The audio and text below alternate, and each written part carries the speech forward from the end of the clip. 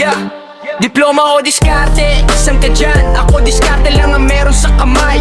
Hindi nakapagtapos ng kolehiyo noon. Puro kalokohan, barkada ang panahon. Habang iba nag-aaral para sa pangarap, ako nasa kanto, tambay sa magdamag. Kaya paglipas ng panahon, napaisip ako, kailangan kumilos, hindi puro loko. San-san na trabaho ang napasukan ko. Construction helper, kung ano-ano.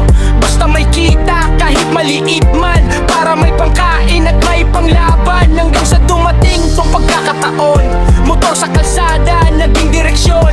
Nung sinubukan ko pagiging rider, dito ko nakita sarili kong driver. Diploma o diskarte, tanong ng mundo. Kung wala kang diploma, saan ka tatayo? Pero sa buhay, hindi yun sukatan. Kung marunong ka lang dumiskarte sa laban. Kahit walang papel na pinaghirapan, basta may sipag at may paninindigan. Para sa pamilya, tuloy ang laban. Ride safe lang, lagi sa gitna ng daan. Halos lahat ng apps na subukan ko na. Kung saan may kita, dun ako pumupwesto na.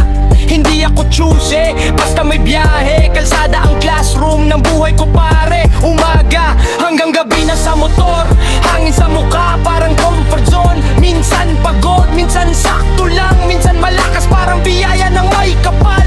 Hindi madali ang buhay ng rider. Init ng araw, minsan malakas na thunder. Pero pag naiisip ko, pamilya ko, nawawala pagod sa katawan ko. Kahit walang diploma na maipakita, may diskarte naman na dala sa gawa.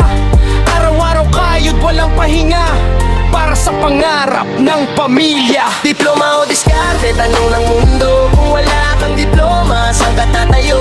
Pero sa buhay, hindi yung sukatan. Kung marunong ka lang dumiskarte sa laban. Kahit walang papel na pinaghirapan, basta may sipag at may paninindigan. Para sa pamilya, tuloy ang laban. Ride safe lang, lagi sa gitna ng daan. Ito ang diskarte ko araw-araw. Motor ang kasama sa bawat galaw. Booking sa apps, biyahe sa mapa. Dito ko hinahanap pangarap ko para sa kanila. Wala man diploma sa dingding ng bahay, pero may pagmamahal sa pamilya kung tunay ang mahalaga.